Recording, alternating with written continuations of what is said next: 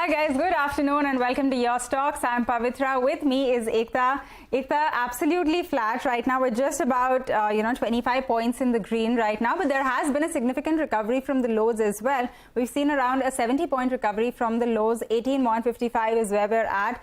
The mid-cap index continues to see some cuts right now, so that has seen a move higher as well, but we're still seeing around 0.2% in terms of a loss over there. The banks absolutely flat. For the advanced decline, we have around 1150 stocks which are advancing for around 1700 which are in the red. So a bit of a down day, but Ekta, lots of news coming through, whether it's results, these individual stocks, the Adani report, we have our hands full. Yes, absolutely, Pavitra. I think it's a lively market in terms of a lot of stocks which are in focus. But separately, like you mentioned, it's a very quiet day today. But if you look at it on a month-to-date basis, the broader markets have significantly outperformed. The Nifty is up around 0.4% on a month-to-date basis. This is in the month of May.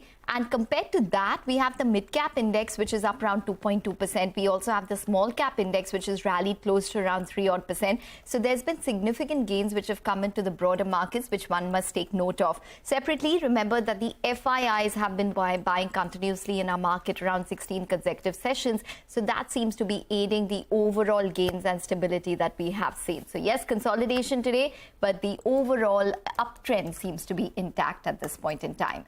Joining us this afternoon, we have a lot of queries to field. We have Rahul Sharma, who's the market strategist and head of research and development at Equity 99 Advisors, and Shahina Mukadam, who is an independent market expert. Rahul as well as Shahina, welcome to the show. Well, let's get going in terms of the first query that we have, and that's on SBI, State Bank of India. Shalija Jain writes to us from New Delhi. She holds 100 shares of State Bank of India, which she's bought at 200 rupees. Considering a strong Q for performance, she wants to know whether she should hold or sell at current levels. Shahina, let's start with you on this one. State Bank of India has really outperformed on a lot of parameters. Would you consider it a portfolio stock, considering that it is the largest bank in the country, it is the largest PSU bank, come out with very good Q4 numbers, has the corner turned significantly for the bank, one, and two, is it a portfolio stock? What would you recommend? Yeah, I do believe that it is a portfolio stock. It has been for quite some time and continues to be one now. You saw the numbers actually, and even the asset quality has improved further. Now if you see, net NPAs are just about I think the net NPAs are just about 0.68, which is actually down on a QOQ basis as well as substantially down on a YOY basis. You have the provision coverage ratio, which is very interesting. Just it's about 76%. I think most of the possible downsides that could be there in terms of stressed assets is actually well provided for. So I would be comfortable holding this bank at just 1.5 times book, hold it for the longer term. All right, hold on to SBI for the longest term. Rahul, do you agree? Would you hold as well? I would agree with 100%. I think she should remain invested without any confusion and with full confidence. Okay, got that. Let's move on to our next query as well. And this one comes in from Rajesh Shah, who writes in from Pune. He holds 100 shares of HDFC Bank, which he bought at 1,000. And he also has 20 shares of HDFC at 1,600. So he's making good money on both of them, HDFC Bank as well as HDFC. And he wants to know what he should do. He's also saying, considering the merger, he asked, should he be worried about the holdings? Shahina, you want to come in on this and explain that for our viewer? No, in fact, he should be happy that the merger is happening. We've been hearing of it for years. And finally, I think in the next 2 months, most of the approvals are in place. So the merger is targeted, I think, within the next 2 months. Merger ratio is also out, 42:25. The management is very clear that it is going to be EPS accretive from the beginning, from the very, the day of the merger. And also, they have got whatever risks that they were, they have got certain relaxations sanctions for their priority sector lending from RBI. So I think that is also behind us. And in terms of various parameters, I think they're going to do better after the merger. You have both of them, both HDFC Bank as well as HDFC, which can leverage the strengths of each other, the branch network, to grow further. In fact, I think they will be the second largest after SBI in terms of market share, with 15% overall market share in the Indian banking sector or private sector. I mean, what more can you ask? And the investor has gotten at a good price, so he should continue holding. I would not be stressed about it. Okay, so a lot of queries coming in on the banks. Let's get to another one now. Anish writes to us from Mumbai. He holds 2,000 shares of Petronet, which is bought at 200, and 8,800 shares of Trident, which is bought at around 18 rupees. Long-term investor wants to know what to do, whether one should hold or sell these counters. So, well, what would you recommend, Rahul, on both of these counters, Petronet LNG as well as Trident? Seems to have made a good up move or a good amount of cash on Trident.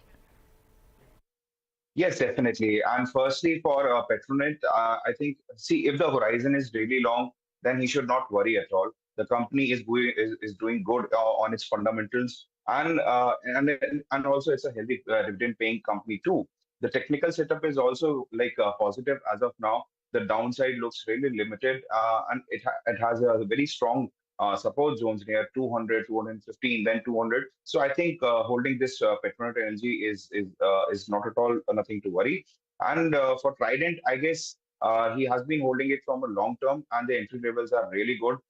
It went till 68, 69, where ideally he would have booked the profits. But then now also the stock looks good with your entry levels. And I think keep holding the same and use trailing stop loss method when it goes above. On the current levels, I think the trailing stop loss should be kept at 27 for Trident. Okay, got that. That is the call on Petronet and Trident. Shahina, what do you think of both of these investments? He is making money on both and also a long-term investor. So do you think with a longer-term perspective, these are both good to hold right now? I think both these stocks will go into some sort of a time correction. They are decent stocks, but at the same time, let's say Trident. Trident, in my view, it's doing good in terms of growth, but I think valuations are becoming stretched. So one can look at these, at levels closer to maybe 40 to book out and switch. And also in terms of Petronet, I believe, the numbers were not in line with expectations. And it will take a couple of quarters. When the Kochi to Bangalore pipeline is ready, then we can see better improved volumes and improved numbers. So I would take this opportunity to actually switch. In fact, I would say that the investor can switch from both into maybe some other sector or stocks which are likely to do better in the next 2 to 3 quarters. Okay, got that. That is on Petronet LNG as well as Trident. The next query comes in from Candice De Silva, who writes in from Goa with an investment query. She wants to invest in the IT sector and wants to know whether she can buy some shares of LTI Mindtree. Shahina, coming to you on LTI Mindtree and actually the entire, mid-cap IT space. Do you think this is a good pack, and would you recommend anything else from here? A lot of the mid-cap IT earnings this time have managed to shine and are looking a lot better than the larger names as well. Yeah, absolutely. But now LT Mindtree has now become a large cap, and I think the numbers, in line with being a large cap, were muted. So I would, in fact, since the investor is now making a choice as to what to invest, I would prefer something like a mid-cap Cyient, which reported good numbers, and the management commentary also was pretty strong. And if he does want to invest in a large cap, or she wants to invest in some large cap IT, then I think TCS, it is shown that it is able to wither ups and downs, which the IT sector is facing as of now. But I think it would be a good portfolio stock to invest in for the longer term. Okay. All right. So that's the view coming in. We can take a break on that note, but more stock queries on the other side. Stay tuned.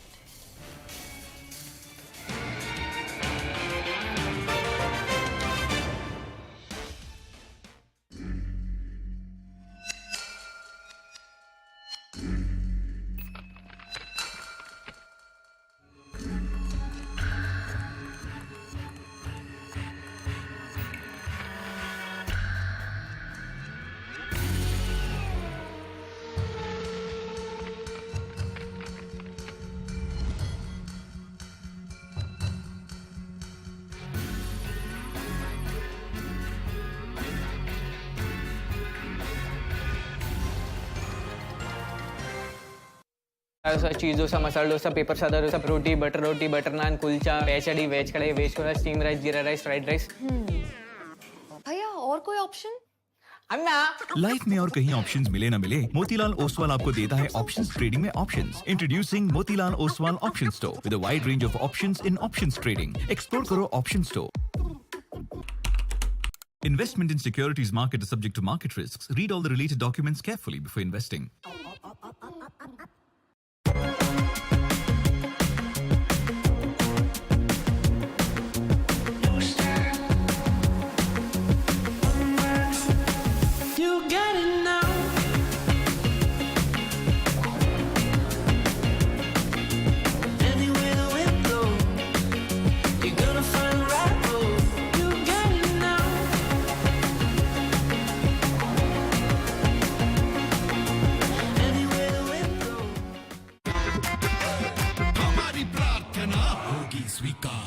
Z-Block Premium Agarbatti and Dhoop, official prayer partner, Delhi Capitals.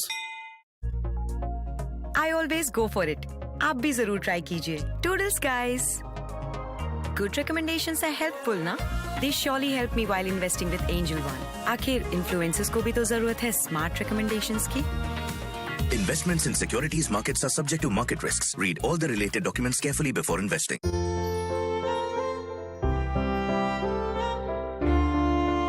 तेरी रोशनी हूं मैं, किस ना।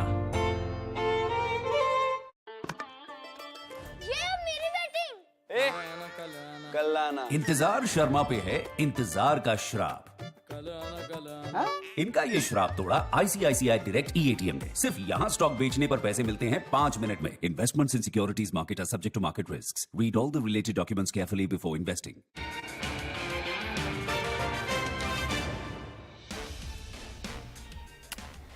Welcome back. Well, for the markets, it is quite quiet. We have the mid-cap index, which is down around 0.3%. So there's a tad bit of an underperformance, which has come in there.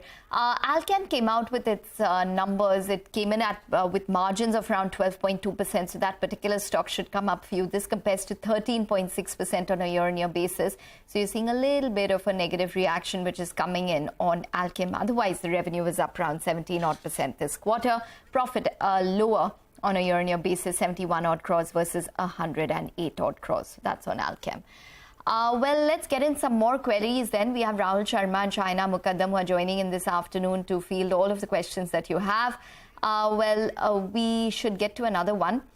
We have Sham Dholi who writes to us from Punjab. He holds 800 shares of Housing and Urban Development Corp at 55 rupees and 1400 shares of NHPC, which is bought at around 46. Medium-term investor wants to know what to do, whether or not to hold or sell these particular counters. Shahina, there's a lot of interest which has come in on broader market stocks. What would you recommend on both of these? Yeah, so both of these are PSU stocks, and the investor has gotten at slightly higher prices than current market price. I would suggest that he continues holding. Like, for example, Hudco, for example, the government disinvested part of it at 45 rupees last year. So through an FPO. So that forms a nice base that he gets, a nice support price. At the same time, I think, being targeted towards the infrastructure, housing infrastructure, I believe that there is good opportunity. Valuation is also not expensive. And also it's a very high dividend paying company with over 7% yield. So Hudco, he can continue holding. NHPC also, there is a lot of orders that the company is implementing, even also including solar power. They've got good orders recently, which actually has seen the stock price rally a bit. So you could see some bit of correction, but I would prefer that the investor uses that declines as an opportunity to add an average and can continue holding for the longer term. Okay, let's also get in Rahul's view on this. What do you think of both of these, Hudco as well as NHPC? No, actually, I would go with China here. She's actually saying the right thing. The technical setup for Hudco is positive, but there is a huge supply zone at the current levels. And if it manages to close above 60, I think there is a huge chances that stock may get into good momentum to reach around 70 levels. So he can keep a stop loss at 53 for this for the target levels of 70 in Hudco. And particularly for NHPC, on technical grounds, it has been trading on the lower side at the current levels and near to its support zone. So I think right now there is no point of getting it out from here. If at all the stock breaches 42 levels, then it will make some worry here, because on at that level it will give us a breakdown, and stock may fall up to 38, 39 levels on the technical basis. Okay, all right. So those are a couple of queries. Madison Wiring has come out with numbers where the profit is looking good. So it's coming at around 138 odd crores. Revenue is up around 12.2% on a year-on-year basis. Shahina, do you look at the stock? We're seeing a little bit of a spike up which has come through. Yeah, I think it looks interesting because it is one of the, it is not very expensive in terms of valuation, and I would prefer Madison Wiring to the parent company. So I think it's a decent bet given its product portfolio. Okay, well, those are the margins which have come off a little bit. So pressured for the margins by around 200 basis points, so 11.2% compares to 13.2% year on year. We'll get more details in terms of the segmental performance, but just about negotiating with its numbers at this point for the stock price. Let's move on then. Nimish Jain writes to us from Chennai. He holds 100 shares of TCNS Clothing, which he's bought around 400. So he's just about flat on his investment. Considering the company's merger with Aditya Birla Fashion and Retail, he wants to know the future prospects of his holding. Well, on that note, Shahina, this one's over to you. What would you recommend on a consolidated basis? What would the entity look like? Would it be an investment? I would suggest that the investor gives it in the open offer. I think Aditya Birla Fashions is planning to acquire 29% at the price of 503. So I would suggest that whatever can go into the open offer should be given. And I think the rest also should be exited from, because Aditya Birla Fashion, at least as of now, is extremely expensive. And then relook at it, when the whole merger takes maybe a year down the line, relook at how the numbers look and relook at the investment thesis at that point in time. Okay, that is on TCNS Clothing. Rahul, would you have a similar view on this one as well? Yes, quite similar. See, in the long run, merger is expected to create value for shareholders in TCNS. However, considering the swap ratio and the current price of ABFRL and TCNS, we might expect TNCS share to fall further. However, shareholders may apply for open offer, as China suggested, at the price of 503. That would be above the current market price of TCNS. So I think similar view. Okay, got that. The next query comes in from Vijay Krishnan, who writes in from Bangalore. He holds 3,000 shares of Rail Vikas Nigam, that's RVNL, at 138. So the buy price is a little bit high. He's a long-term investor and wants to know whether he should hold or sell, for the longer term. Rahul, first of all, coming to you on this, RVNL has seen a big rally this month. I mean, it's up almost 60% in 1 month. But of course, his buy price is also pretty high. It's 138. So he is seeing a loss on this right now. Do you think this kind of massive up move that we've seen in this last 1 month is likely to continue?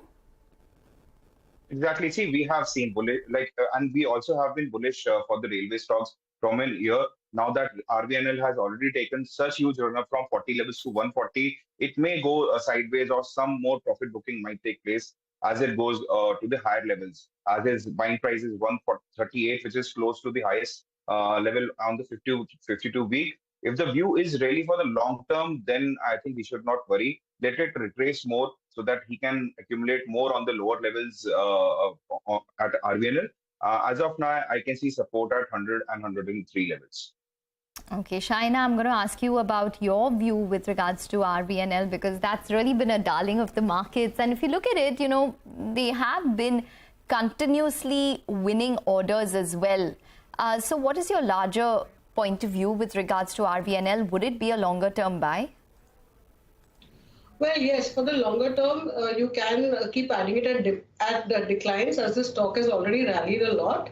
In terms of valuation, is starting to look fairly valued, but there still could be some upside for the medium term, like a P of 15 1 year forward and a price to book of 1. Doesn't make it doesn't become exactly cheap, but given the strong order book position it's got on hand, both domestic as well as in Maldives, so it's expanding internationally. So I think one can hold, long-term investors should hold it for the longer term. Okay, all right. So that's on RVNL. Well, just watch out for a couple of stocks. Divis Labs is the one that I'm tracking at this point in time, considering that it will be releasing its numbers tomorrow. Traditionally, historically, it always used to release its numbers on a Saturday.